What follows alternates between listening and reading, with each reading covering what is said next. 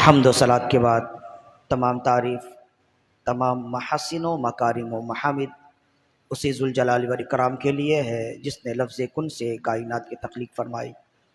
تمام زبانوں کی حمد و ثنا صرف اور صرف اسی ذوالجلال والاکرام کے لیے ہے جس نے دنیا میں انسانوں کو پیدا فرمایا اور انسانوں کی ضروریات زندگی کی تمام اشیاء کو مہیا، مسجع، مرصع، مرقع فرمایا۔ تمام تر تعریفات، تمام تر حمد و ثنا صرف اور صرف اسی رب لم یزل کے لیے ہے جس نے انسانیت کی رشد و ہدایت کے لیے انبیاء کرام علیہم الصلاۃ والسلام کو مبعوث فرمایا کہ وہ نفوس قدسیہ کاملہ دنیا میں آ کر اللہ کی وحدانیت اور اپنی رسالت لوگوں تک پہنچاتے رہے۔ کروڑ ہا کروڑ صلاۃ و تسلیم ہو حضور سرور انبیاء، حبیب کبریا، شفیع روز جزا علیہ تحیت و ثنا کی بارگاہ میں کہ آپ تمام انبیاء کرام علیہم الصلاۃ والسلام کے آخر میں تشریف لائے اور آپ نے آ کر تمام بنی نوع انسان کو اخوت و بھائی چارگی، ملنساری، اخلاق، بردباری، اعلیٰ ظرفی، اعلیٰ کردار کا درس و پیغام دیا۔ سرنامہ کلام میں جس آیت مقدسہ کی تلاوت کا شرف حاصل کیا سورہ زمر کی آیت ہے۔ سورہ زمر قرآن مجید کے 23ویں پارے سے شروع ہو کر 24ویں پارے کے شروع میں ختم ہوتی ہے، اور جس آیت مقدسہ کی تلاوت کا شرف حاصل کیا اس کا تعلق سورہ زمر کے 23ویں پارے سے ہے، گویا یہاں 23واں پارہ ختم ہوتا ہے۔ اس آیت مقدسہ کا نشان 30 ہے، اور اس میں اللہ رب العزت نے اپنے حبیب صلی اللہ علیہ وسلم کو پیغام دیتے ہوئے 2 لفظوں میں ارشاد فرمایا، انکا میتن و انہم میتن ثم انکم یوم القیامت عند ربکم تختصمون۔ فرمایا پیارے حبیب، بے شک تمہارا بھی انتقال ہونا ہے اور بے شک وہ بھی مرنے والے ہیں، تم بھی میت ہو وہ بھی میت ہے۔ انکا میتن، بے شک تمہارا بھی انتقال ہونا ہے، وانہم میتون، اور بے شک وہ لوگ، وہ سے مراد کفار قریش ہیں، وہ بھی اس دنیا سے جانے والے ہیں، وہ بھی اس دنیا سے ختم ہونے والے ہیں، وہ بھی مرنے والے ہیں۔ ثم انکم یوم القیامت عند ربکم تختصمون، پھر وہ سب قیامت کے دن اپنے رب کی بارگاہ میں جھگڑیں گے، اور جھگڑنے سے مراد یہ ہے کہ وہ وہاں رب کی بارگاہ میں انبیاء کرام رسولوں کی نبوت و رسالت اور تبلیغ کا انکار کریں گے، پھر ان کے مقابلے میں گواہ پیش کیے جائیں گے، جو ایک طویل گفتگو ہے۔ ہم نے اس طرف تو آج جانا نہیں ہے، آج ہم نے یہ بیان کرنا ہے کہ اس آیت مقدسہ کے نزول کا مقصد کیا ہے، اور اس آیت مقدسہ سے ہمیں کیا معلوم ہے، کیسے علوم اس آیت مقدسہ سے ہمیں حاصل ہوتے ہیں۔ سب سے پہلی بات تو یہ ہے کہ اس آیت مقدسہ کا پس منظر کیا ہے۔ کہتے ہیں کہ جب کفار مکہ نبی صلی اللہ علیہ وسلم کی تبلیغ کو روک نہ سکے اور ہر طرح کے حربے استعمال کر لیے، ڈرانے کا حربہ بھی استعمال کر لیا، لالچ دلا کر بھی دیکھ لیا، تکلیفیں دے کر بھی دیکھ لیے کہ یہ باز آنے والے نہیں، اگرچہ ان کی تعداد کم ہے، اگرچہ ان کی تعداد میں جتنے لوگ ہیں وہ کمزور ہیں، لیکن اس کے باوجود ایمان ان کے دلوں میں ایسا راسخ ہے کہ جتنی تکالیف دے لی جائے، جس قدر ان پر تکلیفوں کا بوجھ ڈال دیا جائے، تکلیفوں کے پہاڑ ڈال دیے جائیں، یہ اٹھا لیں گے، لیکن دین اسلام سے منحرف ہونے والے نہیں ہیں۔ جب وہ ہر طرح کے حربے آزما کر تھک گئے تو آپس میں کہنے لگے بھائی اب ہم کیا کریں، ہم نے انہیں لالچ دے کر بھی دیکھ لی، یہ لالچ میں آنے والے نہیں، نہ یہ اور نہ ہی ان کے اصحاب، نہ ان کے چاہنے والے، ہم نے دھمکا کر بھی دیکھ لیا، ہم نے مزید اور انہیں تکلیفیں دے کر بھی دیکھ لیے، ان کے گھر بار والوں کو بھی تکلیف دے کر دیکھ لیے، لیکن یہ باز آنے والے نہیں ہیں، اب ہم تو ہار گئے، اب ہم کیا کریں۔ تو کہنے لگے کہ وہ آپس میں اپنے آپ کو تسلی دیتے ہوئے کہنے لگے کہ دیکھیں جناب، پہلے کے بھی بہت بڑے بڑے لوگ آئے، بڑے بڑے شعراء آئے، تو جب وہ گئے تو اپنے ساتھ اپنی شاعری بھی لے گئے، اپنا نام بھی ختم ہو گیا، اب تو ایک ہی حل ہے کہ ہم بھی انتظار کریں، ان کی موت کا انتظار کریں، جب یہ مر جائیں گے خدا نخواستہ، جب وہ یہ اس دنیا سے چلے جائیں تو ان کے ساتھ ان کا دین بھی چلا جائے گا، ان کا مذہب بھی چلا جائے گا، ان کا عقیدہ بھی چلا جائے گا، ان کی کتاب جسے وہ شاعری کہتے تھے یہ سب بھی ختم ہو جائے گی۔ جیسے پرانے شعراء تھے، امراء القیس وغیرہ تھے، وہ سب گئے تو اپنے ساتھ ساری چیزیں لے گئے، تو یہ بھی چلے جائیں گے، اور گردش زمانے نے جیسے پہلوں کو بھلا دیا انہیں بھی بھلا دیں گے۔ تو آخری حل یہ ہے کہ اب ہم ان کی موت کا انتظار کریں۔ تو قرآن مجید میں کئی مقامات پر کہا کہ فَتَرَبَّصُوا إِنِّي مَعَكُم مِّنَ الْمُتَرَبِّصِينَ، تم موت کا انتظار کرو، ہم بھی تمہارے ساتھ انتظار کر رہے ہیں۔ تو اس کے جواب میں قرآن مجید کی آیت میں فرمایا کہ اگر یہ لوگ تمہاری موت کا انتظار کر رہے ہیں تو کیا یہ ہمیشہ زندہ رہیں گے؟ انہیں بھی مرنا ہے۔ اِنَّكَ مَيِّتٌ وَإِنَّهُمْ مَيِّتٌ، پیارے حبیب اگر تم نے اس دنیا سے جانا ہے تو صرف تم ہی دنیا سے نہیں جاؤ گے بلکہ یہ لوگ بھی جائیں گے، یہ سب بھی مر جائیں گے۔ ایسے تو یہ انتظار کر رہے ہیں تمہاری موت کا، اس بے صبری سے انتظار کر رہے ہیں، گویا اگر تمہارا وصال ہو گیا، تمہارا انتقال ہو گیا تو یہ ہمیشہ زندہ رہیں گے۔ جب تمہارا انتقال ہوگا تو ان کا بھی انتقال ہوگا۔ لہذا جس بات کو رب نے باقی رکھنا ہے، جس چراغ کو ہمیشہ رب نے جلائے رکھنا ہے، وہ کسی کی موت کے بعد بھی باقی رہے گا۔ اس چراغ کا جلنا کسی کی موت یا کسی کی حیات سے مشروط نہیں ہے۔ جس چراغ کو رب نے روشن کیا ہے، نور شمع ہے، کفر کی حرکت میں خندہ زن، پھونکوں سے یہ چراغ بجھایا نہ جائے گا، یہ ہمیشہ جلتا رہے گا۔ تو اس کے پس منظر میں اس آیت کریمہ کا نزول ہوا اور کہا اِنَّكَ مَيِّتٌ وَإِنَّهُمْ مَيِّتٌ، پیارے حبیب تمہیں بھی اس دنیا سے جانا ہے اور وہ سب بھی دنیا سے جائیں گے، تم بھی میت ہو وہ بھی میت ہے۔ اب ہم نے یہاں پر اس میں مزید اور بھی چند باتیں ہیں جو ہم نے یہاں بتانا ہے۔ بتانا یہ ہے کہ میت کا لفظ رسول اللہ کے بھی اس لیے بھی استعمال ہوا اور کفار کے لیے بھی استعمال ہوا، اور دو لفظوں میں اس کا ترجمہ ہوگا پیارے حبیب تم بھی اس دنیا سے جانے والے ہو، وہ بھی اس دنیا سے جائیں گے، تم بھی میت ہو یعنی تم بھی مرنے والے ہو اور وہ بھی مرنے والے ہیں۔ تو اب یہ ہے بات یہاں پر یہ ہے کہ جب رسول اللہ صلی اللہ علیہ وسلم کے لیے بھی قرآن مجید میں میت کا لفظ استعمال ہوا اور کافروں کے لیے بھی میت کا لفظ استعمال ہوا، تو پھر ایسا کیا ہے کہ اہل سنت سے اگر پوچھا جائے تو کہتے رسول اللہ زندہ ہے، حالانکہ کافروں کے لیے بھی میت کا لفظ استعمال ہوا اور رسول اللہ کے لیے بھی وہی میت کا لفظ استعمال ہوا ہے، جس سے معلوم ہوتا ہے کہ جو کیفیت ان کی ہے وہی کیفیت رسول اللہ کی ہے۔ تو یہی مقام پر آ کر یہ وہ آیت ہے جو ہماری دلیل نہیں ہے، ان کی دلیل ہے، جو رسول اللہ کو خدا نخواستہ، ہمارا عقیدہ تو کچھ اور ہے نا، وہ رسول اللہ صلی اللہ علیہ وسلم کو عام لوگوں جیسا مردہ تصور کرتے ہیں، تو جب ان سے دلیل مانگی جائے تو وہ یہی دلیل پیش کرتے اور کہتے جب قرآن کہتا ہے اِنَّكَ مَيِّتٌ وَإِنَّهُمْ مَيِّتٌ، اے محمد صلی اللہ علیہ وسلم بے شک تم بھی میت ہو اور وہ بھی میت ہیں، تم بھی مردہ ہو وہ بھی مردہ ہو۔ تو جب رسول اللہ کے لیے بھی وہی میت کا لفظ استعمال ہوا جو لفظ کافروں کے لیے استعمال ہوا، تو جب کافر کے بارے میں پوچھا جائے تو کہیں گے تو وہ تو مر گئے، ختم ہو گئے، کھپ گئے، اور جب رسول اللہ کے لیے پوچھا جائے تو کہتے ہیں زندہ ہیں۔ یہ تو تمہارا عقیدہ ہے، حالانکہ تمہارا یہ عقیدہ قرآن و حدیث کے یکسر منافی ہے، قرآن و حدیث کے مطابق نہیں ہے، یہ ان کی دلیل ہے۔ ہماری دلیل کیا ہے؟ اعتراض تو سمجھ آیا، آج دو تین اعتراض ہیں اور ان کا جواب ہے، بس آج کی گفتگو میں کوئی پس منظر نہیں ہے، شان نزول نہیں ہے، 3 اعتراض ہیں اور 3 اعتراض کے 3 جواب ہیں، گفتگو ختم ہو جائے گی، اور ہم نے جہاں تک پہنچانا ہے انشاءاللہ ہم وہاں تک پہنچانے کی کوشش حد المقدور کریں گے۔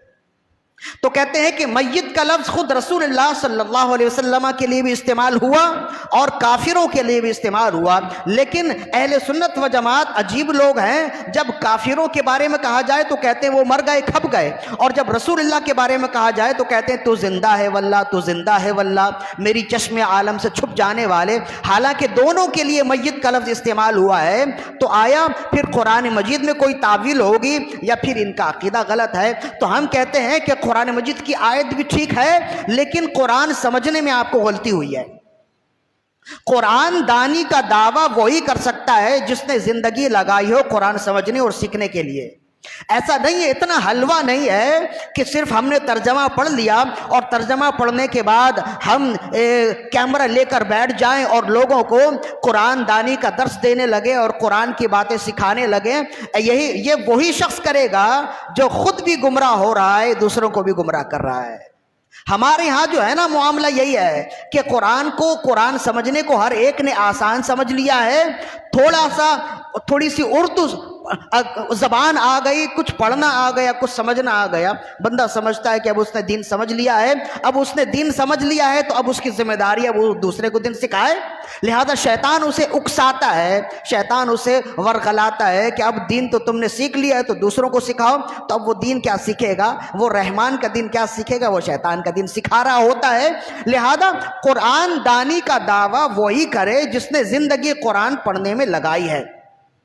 بے شک یہاں پہ رسول اللہ صلی اللہ علیہ وسلم کے لیے بھی میت کا لفظ استعمال ہوا، ایک ہی آیت میں دو جگہ میت کا لفظ استعمال ہوا، انکا میت وانہم میتون، بے شک تم بھی میت ہو وہ بھی میت ہیں۔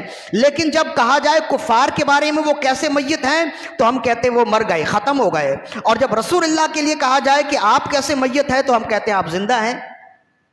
تو اس کی وجہ کیا ہے؟ اس کی بات کیا ہے؟ اسی قرآن مجید کی اسی آیت سے رسول اللہ صلی اللہ علیہ وسلم کی موت اور ان کی موت میں علیحدگی معلوم ہوتی ہے، فرق معلوم ہوتا ہے، جو ہماری آج کی گفتگو کا خاص عنوان ہے۔ اور وہ خاص عنوان کیا ہے؟ ایک تو ہے علمی تقریر اور ایک ہے عام طور پر عوامی تقریر۔ علمی تقریر اس کی یہ ہے کہ قرآن مجید کا یہ اسلوب ہے، عربی گرامر کا یہ اسلوب ہے کہ ایک ہی جملے میں دو نکیرہ آ جائیں تو دونوں الگ الگ ہوتے ہیں۔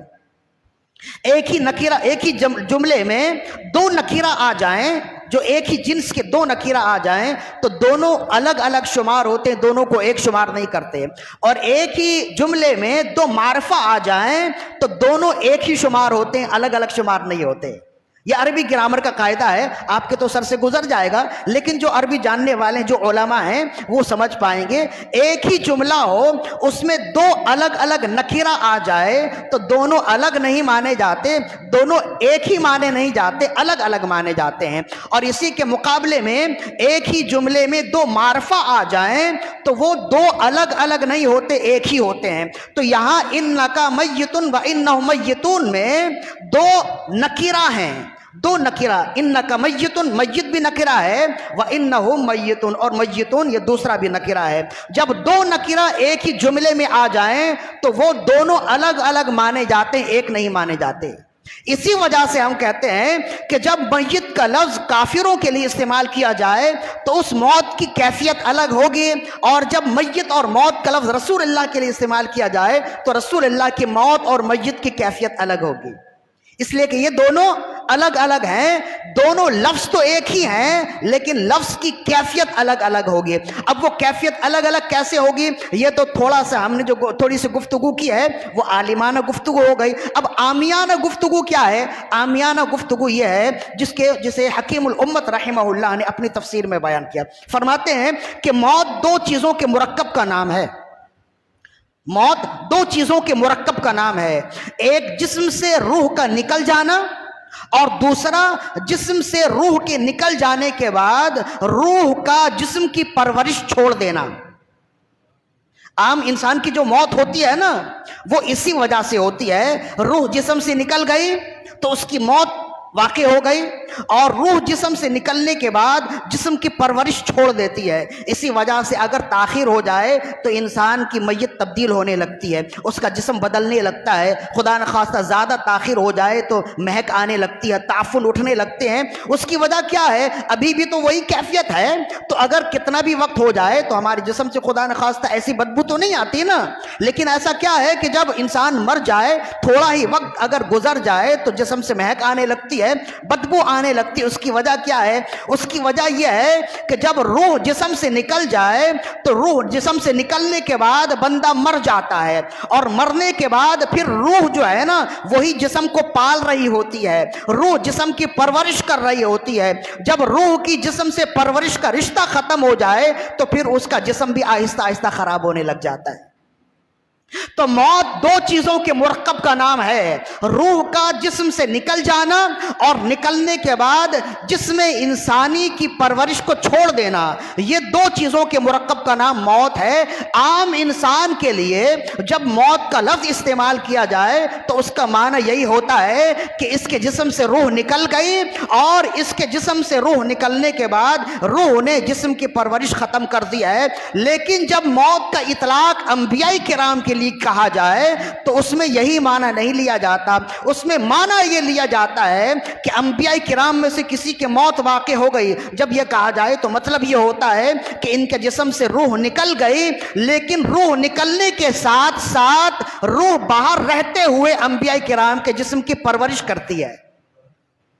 یہی وجہ ہے کہ عام انسان اگر مر جائے تو اس کا جسم خراب ہونے لگتا ہے، انبیاء کرام گھنٹے دو گھنٹے نہیں سالوں ایک ہی جگہ پڑے رہیں، ایک ہی جگہ رہیں، اگرچہ ان کی موت واقع ہو گئی ہے لیکن ان کا جسم خراب نہیں ہوتا۔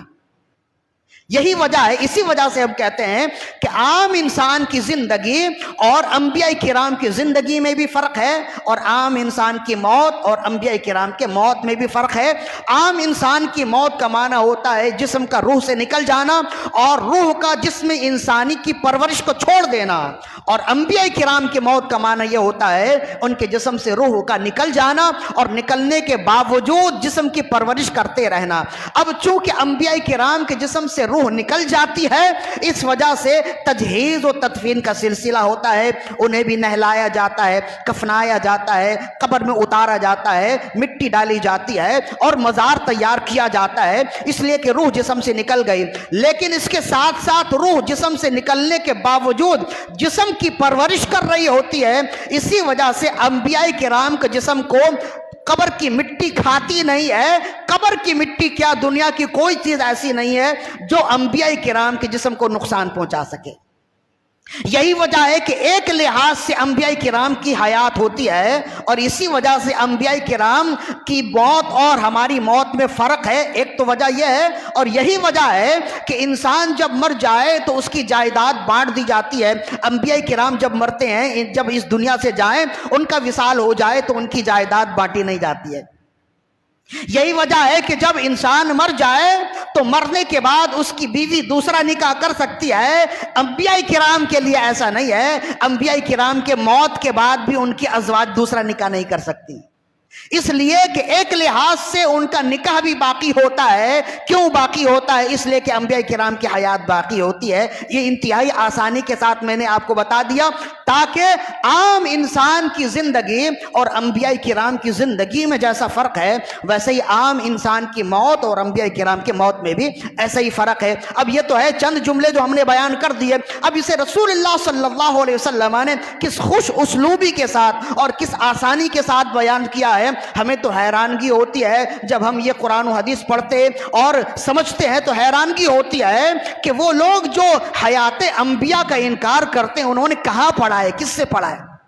اتنی آسان گفتگو اور اتنا آسان مسئلہ، اتنا آسان عقیدہ جو ہم سمجھانے آئیں تو آدھے ایک گھنٹے کے اندر اپنے سامنے والے کو سمجھا دیں، چاہے اس کا علمی لیول 0 ہو، پھر بھی وہ یہ عقیدہ لے کے اٹھے گا کہ انبیاء کرام زندہ ہیں۔ تو وہ جنہوں نے زندگی بھر قرآن و حدیث پڑھی ہے اور پڑھاتے رہے، وہ کیوں نہ سمجھ سکے؟ اصل بات یہ ہے کہ جب انسان یہ سوچ لے کہ میں نے سمجھنا ہی نہیں ہے تو ساری دنیا مل کے بھی اگر اسے سمجھانا چاہے تو وہ سمجھے گا نہیں، اور اگر کسی کی سوچ ہو کہ میں نے سمجھنا ہے تو اس کے لیے 1-8 گھنٹہ بھی سمجھنے کے لیے کافی ہوتا ہے۔ چنانچہ اب رسول اللہ صلی اللہ علیہ وسلم کا فرمان جو ابن ماجہ کی حدیث ہے، حاکم نے المستدرک میں بھی اس حدیث کو روایت کیا، حضرت اوس رضی اللہ عنہ اس حدیث کے راوی ہیں۔ ان اوس بن اوس رضی اللہ عنہ قال قال رسول اللہ صلی اللہ علیہ وسلم، حضرت اوس بن اوس رضی اللہ فرماتے ہیں کہ رسول اللہ صلی اللہ علیہ وآلہ وسلم نے ارشاد فرمایا، ان من افضل ایامکم یوم الجمعہ فیہ خلق آدم وفیہ قبض وفیہ نفخۃ وفیہ صعقہ، فرمایا بے شک تمہارے دنوں میں سے دنوں کا سردار جمعہ کا دن ہے۔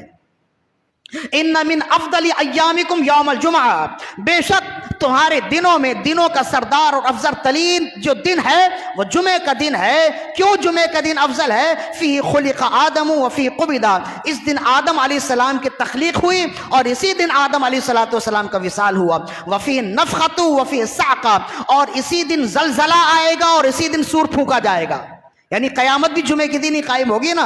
فرمائے اسی دن زلزلہ آئے گا اور اسی دن سور پھونکا جائے گا، لہذا جب یہ دن عظیم ترین دنوں میں سے ہے، تمام دنوں میں سب سے افضل اور عظیم دن ہے، تو تمہاری ذمہ داری کیا ہے؟ تم کیا کرو؟ فاکثروا علی من الصلاۃ فیہ، اس دن مجھ پر کثرت سے درود و سلام کے نذرانے پیش کیا کرو۔ صلوا علی الحبیب، اللہم صلی علی سیدنا و مولانا محمد طب القلوب ودوائها وعافیت الابدان وشفائها ونور الابصار وضیائها وروح الارواح وغذائها وعلى آلہ واصحابہ وبارک وسلم صلاۃ وسلاما علیک یا سیدی یا رسول اللہ صلی اللہ علیہ وآلہ وسلم۔ فرمایا کہ فاکثروا علی من الصلاۃ فیہ فإن صلاتکم معروضۃ علی، جمعے کا دن افضل ترین دن ہے۔ اس دن آدم علیہ السلام پیدا ہوئے، اس دن ان کی تخلیق ہوئی، اسی دن آپ کا وصال ہوا، اسی دن سور پھونکا جائے گا، اسی دن قیامت قائم ہوگی، لہذا اس دن مجھ پر درود و سلام کی کثرت کرو۔ فَإِنَّ صَلَاتَكُمْ مَعْرُودَةٌ عَلَيَّ، اس لیے کہ تمہارا درود و سلام مجھ تک پہنچا دیا جاتا ہے، تمہارا درود و سلام فوراً مجھ تک پہنچا دیا جاتا ہے۔ قالوا یا رسول اللہ وکیف تعرض صلاتنا علیک وقد ارمت، عرض کی یا رسول اللہ صلی اللہ علیہ وسلم ابھی تو آپ حیات سے ہیں، ہمارا درود و سلام آپ تک پہنچ جاتا ہے، ہم سمجھ گئے، لیکن یا رسول اللہ اس وقت کیسے ہمارا درود و سلام آپ تک پہنچے گا؟ وقد ارمت، جب آپ مٹی میں مل جائیں گے۔ ارمتا کا مطلب ہوتا ہے مٹی میں مل جانا۔ یا رسول اللہ جب آپ مٹی میں مل جائیں، خدا نخواستہ یہ جب آپ کا وصال ہو جائے گا تو پھر ہمارا درود و سلام آپ تک کیسے پہنچے گا؟ اس وقت رسول اللہ نے فرمایا ان اللہ حرم علی الارض ان تاکل اجساد الانبیاء فنبی اللہ حی یرزق، بے شک اللہ نے زمین کو حرام کیا ہے کہ وہ انبیاء کرام کی جسموں کو کھائے، بے شک انبیاء کرام قبروں میں زندہ ہوتے ہیں، رزق دیے جاتے ہیں۔ تو یہ وہ حدیث ہے ابن ماجہ کی، صحیح کتاب ہے نا، ابن ماجہ کی حدیث ہے، حاکم نے المستدرک نے بھی روایت کیا، اور کتابوں کی ایک طویل فہرست ہے جس میں یہ حدیث موجود ہے۔ اس حدیث میں دو باتیں ہیں جو غور طلب ہیں، ایک تو ہمیں برانگیختہ کیا گیا، ہمیں غفلت سے بیدار کیا گیا ہے۔ ہمارے نزدیک تو جمعے کے دن بھی عام دنوں کی طرح ہے، ہم یہ سمجھتے ہیں کہ جمعے کی چھٹی ختم ہوئی تو فضیلت بھی ختم ہو گئی، ایسا نہیں ہے۔ جمعے کی چھٹی ختم ہوئی ہے، جمعے کی فضیلت قیامت تک باقی رہے گی، اسے کوئی ختم نہیں کر سکتا ہے۔ لہذا جمعے کا دن عام دنوں کی طرح نہیں ہے، خدا کے واسطے اپنے اعمال کی اصلاح کیجئے اور جمعے کا دن خاص اہتمام کیجئے۔ جیسے عید اور بقرعید کے لیے اہتمام کیا جاتا ہے، جمعے کے دن بھی ایسا ہی اہتمام کیجئے۔ جب آپ اہتمام کریں گے نا تو آپ کے بچے بھی آپ کو دیکھ کر اہتمام کریں گے، ورنہ جب آپ سستی میں آئیں آپ کے بچے آپ سے زیادہ سست ہوں گے۔ یہ ہم جو ہے نا جو سست ہوئے، اس کی ایک بہت بڑی وجہ یہ ہے کہ ہمارے آباء و اجداد بھی سستی تھے، انہوں نے سستی دکھائی، جب انہوں نے سستی دکھائی تو ہم ان سے زیادہ سست ہو گئے، ورنہ ہم سے جو بہت پہلے آباء و اجداد تھے ان کا طریقہ تو یہ تھا کہ جمعے کے دن فجر کی نماز سے پہلے وہ جمعے کی نماز پڑھنے کے لیے آتے تھے، فجر کی نماز سے پہلے آیا کرتے تھے۔ کیا مقام و مرتبہ تھا اور کیا جمعے کے دن سے محبت اور انسیت اور لگاؤ تھا۔ امام غزالی رحمہ اللہ فرماتے ہیں کہ لوگ جمعے کا دن کا اس بے چینی سے انتظار کرتے تھے جیسے عید اور بقرعید کا انتظار کیا جاتا ہے۔ لہذا اپنے اعمال کی بھی اصلاح کیجئے، جمعے کا دن دنوں کا سردار ہے، عام دنوں کی طرح نہیں ہے، خوب اہتمام کیا کیجئے، خوشبو لگائیے، عمدہ کپڑے پہنیے، نہائیے، غسل کیجئے۔ رسول اللہ نے فرمایا جو اس طرح سے آتا ہے وہ ڈھیروں اجر و ثواب لے کر جاتا ہے۔ لہذا ایک بات تو یہ ہے، اور دوسری بات یہ ہے کہ جمعے کے دن جب آپ اہتمام کریں تو اہتمام میں خاص طور پر درود و سلام کا اہتمام کریں۔ کیسی نالائقی ہے ہماری، کیسی غفلت ہے ہماری، عام دنوں میں بھی دنیا جہان کی باتیں ہم بڑا رہے ہوتے ہیں، اگر ہماری زبان پہ نہیں آتے تو درود و سلام کے نذرانے نہیں آتے۔ بولیے بات صحیح ہے نا؟ دنیا جہان کے بکواسات ہم کر رہے ہوتے ہیں، اس کی غیبت ہے، جھوٹ ہے، چغلی ہے، گالم گلوچ ہے، بے حیائی ہے، کچھ لینا ہے دینا ہے، اس سے لینا ہے اس کو دینا ہے، ساری دنیا کی گفتگو ہم کر رہے ہوتے ہیں۔ اگر ہماری غفلت ہے تو فقط یہی ہے، انتہا درجے کی رومی ہے، آقا نامدار صلی اللہ علیہ وسلم پر درود و سلام پڑھنا ہم بھول جاتے ہیں۔ عام دنوں میں بھی ہمارا معاملہ یہ ہے، اور جمعے کے دن بھی چونکہ ہمارے نزدیک عام دنوں کی طرح ہی ہے، تو جمعے کے دن بھی ہم درود و سلام پڑھنے کا خاص اہتمام نہیں کرتے۔ لہذا میرے آقا صلی اللہ علیہ وسلم کا یہ فرمان، یہ حکم ہے تمام غلاموں کے لیے، فاکثروا علی من الصلاۃ فیہ، جمعے کے دن مجھ پر کثرت سے درود و سلام پڑھا کرو۔ لہذا اس امید کے ساتھ کہ آقا نامدار صلی اللہ علیہ وسلم ہمارا درود و سلام پڑھنا گنبد خضرا میں رہ کے سن رہے ہیں، ایک مرتبہ بلند آواز سے درود و سلام کی نذرانی پیش کیجیے۔ اللہم صلی علی سیدنا و مولانا محمد وعلی آلہ واصحابہ وبارک وسلم، صلاۃ و سلام علیک یا رسول اللہ صلی اللہ علیہ وسلم۔ ایک بات ہو گئی، دوسری بات یہ ہے کہ اس حدیث پاک میں رسول اللہ نے وہی عقیدہ بتایا جو ہم اتنی دیر سے بتا رہے ہیں، کہ عام انسان جب اس دنیا سے جاتا ہے تو اس کی موت جب واقع ہو جائے، اس کا جسم آہستہ آہستہ خراب ہونے لگتا ہے، جب اسے قبر میں ڈال دیا جائے کچھ عرصے کے بعد اس کا جسم ختم ہو جاتا ہے۔ لیکن صحابہ کرام نے بھی شروع میں یہی سمجھا کہ جیسے ہمارے ساتھ ہوتا ہے، جیسے ہم نے اور میتوں کو دیکھا ہے کہ مرنے کے بعد ان کا جسم ختم ہو جاتا ہے، تو وہ بھی یہ سمجھے کہ رسول اللہ صلی اللہ علیہ وسلم کا معاملہ بھی ایسا ہی ہوتا ہوگا۔ تو انہوں نے عرض کیا، یا رسول اللہ، اگر جب آپ اس دنیا سے چلے جائیں، جب آپ صاحب مزار ہو جائیں، جب آپ اس دنیا سے رخصت ہو جائیں گے، تو کیا تب بھی ہمارا درود و سلام آپ تک پہنچے گا؟ آپ نے فرمایا، بے شک تمہارا درود و سلام اس وقت بھی مجھ تک پہنچے گا۔ فنبی اللہ حی یرزق، بے شک اللہ کے نبی زندہ ہوتے ہیں اور کھانا دیے جاتے ہیں، رزق دیے جاتے ہیں۔ روح کھانا نہیں کھاتی ہے، جسم کھانا کھاتا ہے، جس سے ہمارا عقیدہ یہ ہے کہ اللہ کے نبی روحانی طور پر زندہ نہیں ہے، روحانی اور جسمانی دونوں طور پر زندہ ہیں۔ ایک حدیث ہو گئی۔ دوسری حدیث جسے حضرت صاحب مسند الفردوس نے نقل کیا اور دیگر محدثین نے بھی نقل کیا، متقی ہندی نے کنز العمال میں بھی اس حدیث کو نقل کیا۔ یہ بھی بڑی خوبصورت حدیث ہے اور اس میں بہت ساری باتیں ہیں جو غور طلب ہیں، ہمارے اعمال کے قابل ہیں۔ حضرت انس بن مالک رضی اللہ عنہ اس حدیث کے راوی ہیں۔ عن انس بن مالک رضی اللہ عنہ قال قال رسول اللہ صلی اللہ علیہ وسلم، انس بن مالک رضی اللہ عنہ فرماتے ہیں کہ رسول اللہ صلی اللہ علیہ وسلم نے ارشاد فرمایا، من صلی علی یوم الجمعۃ ولیلۃ الجمعۃ مئۃ من الصلاۃ، جو شخص جمعے کے دن اور جمعے کی رات مجھ پر 100 مرتبہ درود و سلام کے نذرانے پیش کرے گا، قد اللہ له مئۃ حاجۃ 70 من حوائج الآخرہ و30 من حوائج الدنیا، فرمایا جو شخص جمعے کے دن اور جمعے کی رات مجھ پر 100 مرتبہ درود و سلام کے نذرانے پیش کرے گا، اللہ اس کے 100 حاجتیں پوری کرے گا، اللہ اس کی 100 حاجتیں پوری کرے گا، 70 آخرت کی حاجتیں اور 30 دنیا کی حاجتیں، 70 آخرت کی حاجتیں پوری کرے گا اور 30 دنیا کی حاجتیں پوری کرے گا۔ پھر فرمایا، وَوَكَّلَ اللَّهُ بِهِ مَلَكًا يُدْخِلُهَا قَبْرِي كَمَا تَدْخُلُ عَلَيْكُمُ الْهَدَايَا، فرمایا اور تمہارا درود و سلام پڑھنا مجھ تک پہنچانے کے لیے اللہ نے ایک فرشتہ مقرر کیا ہے، وہ فرشتہ میری قبر میں تمہارا درود و سلام لے کر ایسے حاضر ہوتا ہے جیسے تم میں سے کوئی ہدیہ لے کر، تحفہ لے کر اپنے بھائی کی بارگاہ میں حاضر ہوتا ہے۔ جیسے تم اپنے بھائیوں کو تحفہ دیتے ہو، ویسے ہی فرشتہ تمہارا درود و سلام لے کر میری قبر میں حاضر ہوتا ہے بطور تحفہ۔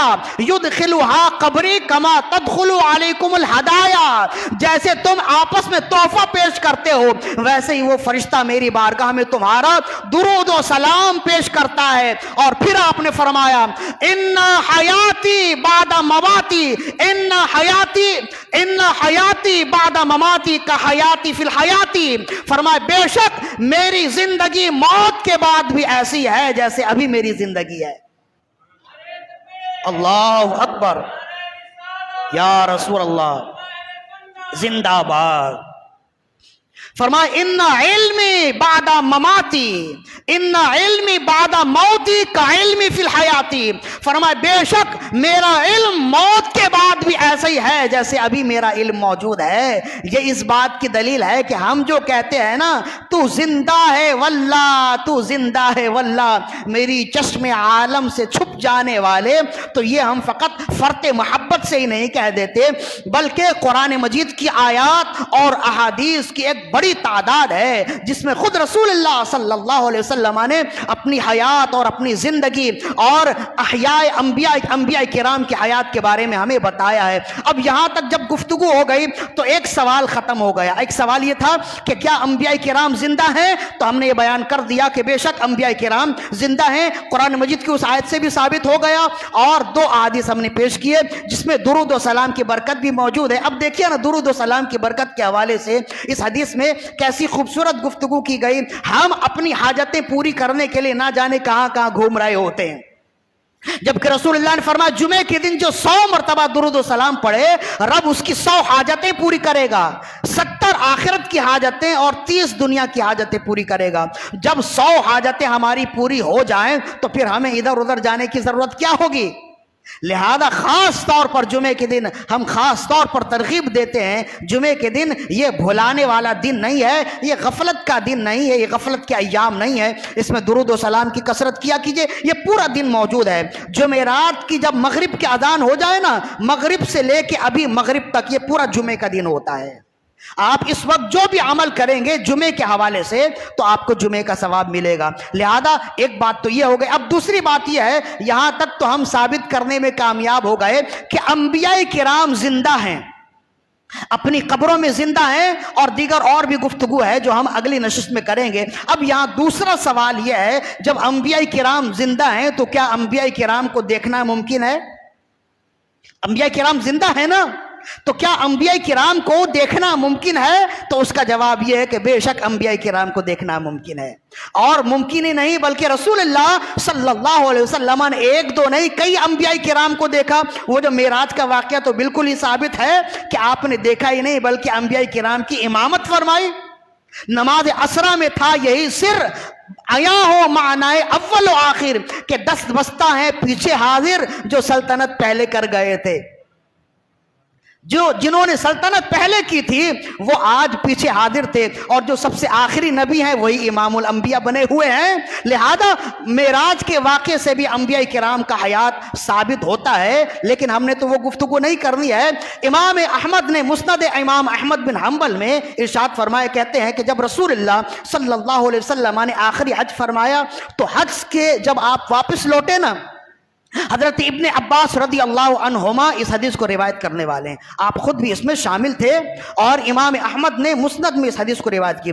کہتے ہیں کہ لما مر النبی صلی اللہ علیہ وسلم بوادی عسفان حین حجا، جب رسول اللہ صلی اللہ علیہ وسلم نے حج فرمایا تو جب آپ واپس لوٹنے لگے تو وادی عسفان سے آپ کا گزر ہوا۔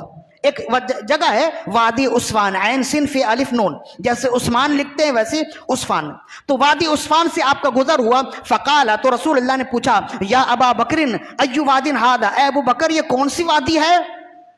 تو عرض کی یا رسول اللہ بوادی عسفان، یہ وادی عسفان ہے، یہ جو کھلا میدان آپ کو نظر آ رہا ہے یہ وادی عسفان ہے۔ رسول اللہ کو بھی معلوم تھا، لیکن آپ نے حضرت صدیق اکبر رضی اللہ عنہ سے پوچھا، اور اس کی وجہ یہ ہے کہ آگے روایت بھی تو کرنی ہے، بتانا ہے۔ تو پھر رسول اللہ صلی اللہ علیہ وسلم کو جب یہ عرض کی گئی یا رسول اللہ یہ وادی عسفان ہے تو آپ مسکرائے، تو حضرت صدیق اکبر نے عرض کی یا رسول اللہ آپ مسکرائے، اس کی کیا وجہ؟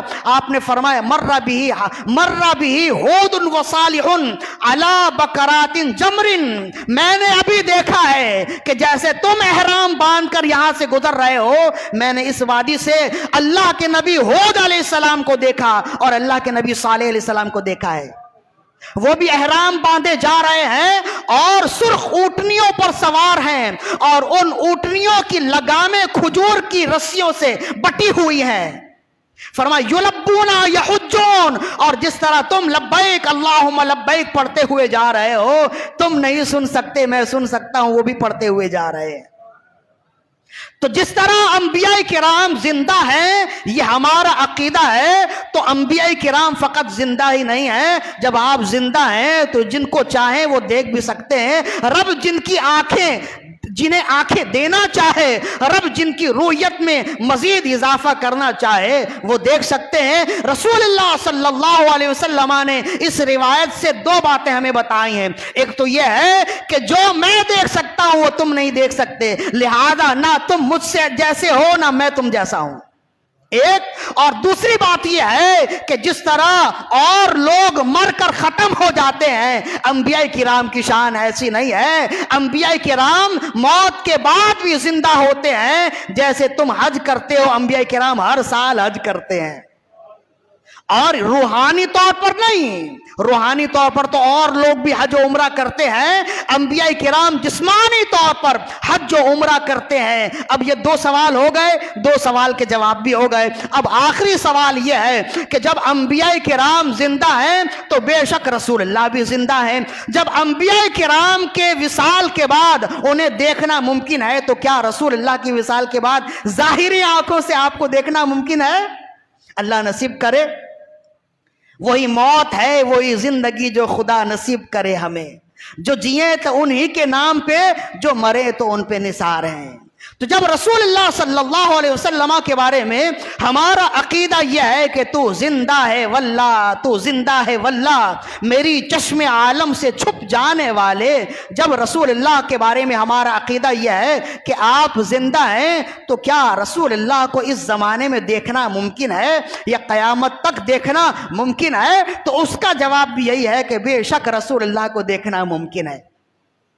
اگرچہ ہم نے دیکھا نہیں، لیکن دیکھنے کی تمنا ہے اور امید ضرور ہے، اور اگرچہ ہم نے نہیں دیکھا تو اس کا ہم انکار نہیں کریں کہ رسول اللہ کو دیکھنا ممکن نہیں ہے۔ رسول اللہ صلی اللہ علیہ وسلم جس کے بارے میں چاہیں، جس پر نظر کرم فرمائیں، اس کے پاس آپ جا بھی سکتے ہیں، اسے اپنے پاس بلا بھی سکتے ہیں، اور اسے اپنا دیدار کرا بھی سکتے ہیں۔ یہ تو عقیدت کی بات ہے نا، لیکن اب کہاں سے ثابت ہوتا ہے کہ رسول اللہ کو قیامت تک کے لیے دیکھنا ممکن ہے؟ خواب میں نہیں ہے، خواب میں تو سبھی مانتے ہیں، ظاہری آنکھوں سے، سر کی آنکھوں سے، ظاہری صورت میں رسول اللہ کو دیکھنا ممکن ہے کہ نہیں؟ یہ اتنا کوئی آسان موضوع نہیں ہے جس کو نبھا دیا جائے، سمجھنا بھی مشکل ہے اور سمجھانا بھی مشکل ہے۔ یہ ایک نشست نہیں ہے، یہ کئی نشستوں پر مشتمل یہ گفتگو ہے، اور انشاءاللہ ہم مکمل طور پر سمجھانے کی کوشش کریں گے۔ جو ہمارا عقیدہ ہے وہ فقط محبت کے بل بوتے پر نہیں بلکہ علی وجہ البصیرت عقیدہ ہے۔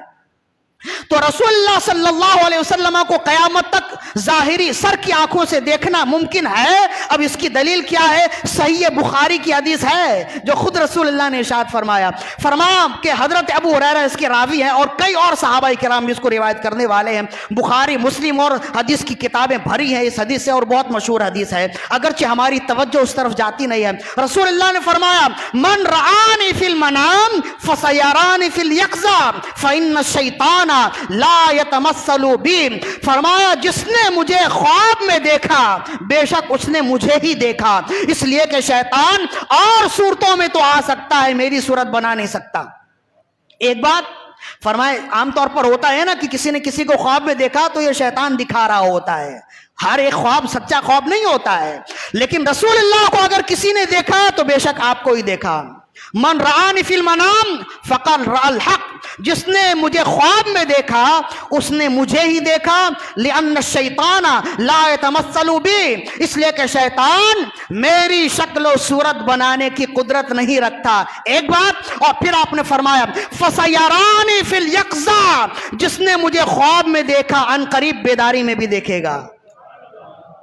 تو یہ آپ نے ایسا ہی نہیں کہہ دیا، اور آپ نے یہ بھی نہیں فرمایا کہ جب تک میں اس دنیا میں بقیہ حیات ہوں تب تک یہ ہے۔ قیامت تک کے لیے آپ نے اپنے غلاموں کے لیے ایک مژدہ جاں فضا دی ہے، اور ایک امید کی کرن دی ہے کہ کوئی بھی شخص ہو چاہے اس کے اعمال کیسے ہی ہوں، وہ یہ امید رکھے کہ اگر رسول اللہ اس سے راضی ہو گئے کبھی نہ کبھی خواب میں بھی دیدار ہو سکتا ہے، اور اگر رسول اللہ اس سے بہت زیادہ راضی ہو گئے، اس کے اعمال سے خوش ہو ہو گئے تو ظاہری شکل و صورت میں سر کی آنکھوں سے بھی اگر کوئی دیکھنا چاہے اور اگر رسول اللہ چاہیں تو اس کے سامنے آپ جلوہ فرما سکتے ہیں.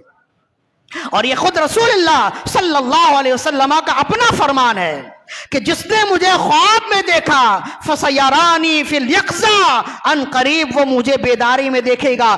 رسول اللہ کا یہ فرمان دو باتوں پر مشتمل ہے. ایک تو یہ ہے کہ جس نے مجھے خواب میں دیکھا یہ وعدہ ہے کہ بیداری میں بھی دیکھے گا. دو بات، ایک بات. اور دوسری بات یہ ہے رسول اللہ نے اس سے بتا دیا ہے کہ جیسے تم مر کے مٹی میں مل جاؤ میرا معاملہ یہ نہیں ہے. اگر میں بھی خدا نخواستہ تمہاری طرح مر کے ختم ہو جاؤں تو پھر قیامت تک سر کی آنکھوں سے کون مجھے دیکھے گا؟ میرا وعدہ تو یہ ہے کہ جس نے مجھے ظاہری آنکھوں سے، جس نے مجھے خواب میں دیکھا وہ بیداری میں بھی دیکھے گا. اچھا میری گفتگو تو یہاں پہ ہی ختم ہے، لیکن ایک بہت ہی خوبصورت بات ہے جسے امام جلال الدین السیوطی الشافعی رحمہ اللہ نے نقل کیا ہے. امام سیوطی نے اس موضوع پر پوری کتاب لکھی ہے. مجھے نہیں ملا کہ ان کے علاوہ کسی نے اس موضوع پر قلم اٹھائی، اس لیے کہ بہت نازک موضوع ہے. امام سیوطی رحمت اللہ علیہ نے پوری کتاب لکھی ہے تنویر الحلق بامکان رؤیت النبی والملک. فرمایا قیامت تک فرشتوں کو دیکھنا بھی ممکن ہے اور انبیاء کرام کو بھی دیکھنا ممکن ہے. اس پر امام سیوطی نے کتاب لکھی. امام سیوطی نے اس میں بڑے دلائل دیے ہیں جو ہم انشاءاللہ آئندہ نشستوں میں بیان کریں گے. اسی حدیث کے حوالے سے امام سیوطی لکھتے ہیں اور پھر ان کے بعد شیخ محقق نے بھی لکھا اس کو تنویر الحلق بامکان رؤیت النبی ولک. فرماتے ہیں حضرت ابن عباس رضی اللہ عنہما رسول اللہ کے چاچا زاد بھائی ہیں، زندگی بھر رسول اللہ کے ساتھ ہی گزارنے والے اور رسول اللہ سے بڑا فیض پانے والے ہیں. حضرت عبداللہ ابن عباس رضی اللہ عنہما قرآن کا ان سے زیادہ علم اور ان سے زیادہ فہم و فراست کسی دوسرے کو حاصل نہیں ہے. ابن عباس رضی اللہ عنہما رسول اللہ صلی اللہ علیہ وسلم کے وصال کے بعد کچھ عرصہ کے بعد آپ نے رسول اللہ کو خواب میں دیکھا. کچھ عرصہ کے بعد رسول اللہ کو خواب میں دیدار کیا. اب خواب میں دیکھنے کے بعد جب صبح اٹھے تو اب ان کے ذہن میں یہی حدیث گھوم رہی ہے کہ رسول اللہ کا فرمان ہے کہ جس نے مجھے خواب میں دیکھا فَسَيَرَانِي فِي الْيَقْظَةِ وہ مجھے بیداری میں بھی دیکھے گا. اب یہ کیسے ممکن ہوگا؟ یہ کیسے میں رسول اللہ کو دوبارہ سر کی آنکھوں سے دیکھ سکوں گا؟ تو کہتے ہیں کہ انہیں یہ بات سمجھ نہ آئی. حالانکہ بہت بڑے قرآن و حدیث کو جاننے والے، قرآن و حدیث پر فہم و فراست رکھنے والے ہیں، تو یہ بات انہیں سمجھ نہ آئی. تو کہتے ہیں چلو ام المومنین سے پوچھتے ہیں، وہ بہت کچھ جاننے والی ہیں. تو حضرت میمونہ رضی اللہ عنہا رسول اللہ کی زوجہ میں سے ہیں. حضرت میمونہ سلام اللہ علیہا ان کی خدمت میں حاضر ہوئے. حضرت ابن عباس رضی اللہ عنہما اور پریشانی کی حالت میں آئے تو جناب میمونہ سلام اللہ علیہ نے جب دیکھا تو پوچھا کہ پریشانی کی وجہ کیا؟ عرض کرنے لگے کہ میں نے خواب میں رسول اللہ صلی اللہ علیہ وسلم کو دیکھا. تو عرض کرنے لگی کہ اس میں پریشانی کی بات کیا؟ یہ تو خوشی کی بات ہے. کہنے لگے کہ پریشانی کی بات یہ ہے کہ رسول اللہ صلی اللہ علیہ وسلم نے فرمایا جس نے مجھے خواب میں دیکھا وہ بیداری میں بھی دیکھے گا. تو یہ کیسے ممکن ہوگا؟ یہی گتھی سلجھانے کے لیے میں آپ کے پاس آیا ہوں. تو کہتے ہیں فَأَخْرَجَتْ مِرْآتَ النَّبِيِّ صلی اللہ علیہ وسلم. حضرت میمونہ سلام اللہ علیہا نے وہ آئینہ نکالا جس میں رسول اللہ اپنا چہرہ انور دیکھا کرتے تھے. رسول اللہ کے سامان میں سے وہ آئینہ نکالا اور نکال کر حضرت ابن عباس رضی اللہ عنہ کے سامنے رکھا اور فرمایا آئینہ میں دیکھو. ابن عباس فرماتے ہیں جب میں نے اس آئینے میں اپنے آپ کو دیکھا تو اللہ کی عزت و جلال کی قسم میں نے اپنے آپ کو دیکھا ہی نہیں. اس آئینے میں رسول اللہ مسکراتے نظر آ رہے تھے. اللہم صلی علی سیدنا و مولانا محمد وعلی آلہ و اصحابہ وبارک وسلم. صلاۃ و سلام علیکہ یا سیدی یا رسول اللہ صلی اللہ علیہ وآلہ وسلم. جنہیں خلق کہتی ہے مصطفیٰ میرا دل انہی پہ نثار ہے. میرے قلب میں وہ ہیں جلوگر کہ مدینہ جن کا دیار ہے. جو کرم سے اپنے شہ امم رکھے مجھ غریب کے گھر قدم. میرے شاہ کی نہ ہو شان کم کہ گدا پہ ان کا پیار ہے. یہی موت ہے، یہی زندگی جو خدا نصیب کرے ہمیں، جو جئیں تو انہی کے نام پہ، جو مرے تو ان پہ نثار ہے۔ ایک غلام کی زندگی کا معراج یہ ہے، ایک غلام کی زندگی کی معراج یہ ہے کہ رسول اللہ صلی اللہ علیہ وسلم کا دیدار ہو جائے، آپ کی زیارت ہو جائے، خواب میں ہی ہو جائے، بہت بڑی بات ہے، لیکن اگر جاگتی آنکھوں سے ہو جائے تو اس سے بڑھ کر دنیا میں بلکہ جنت میں بھی اس سے بڑھ کر کوئی نعمت نہیں ہے۔ اللہ رب العزت ہم تمام کو ان نعمتوں سے سرفراز فرمائے اور رسول اللہ صلی اللہ علیہ وسلم کی سچی محبت اور اطاعت عطا فرمائے۔ وما علینا الا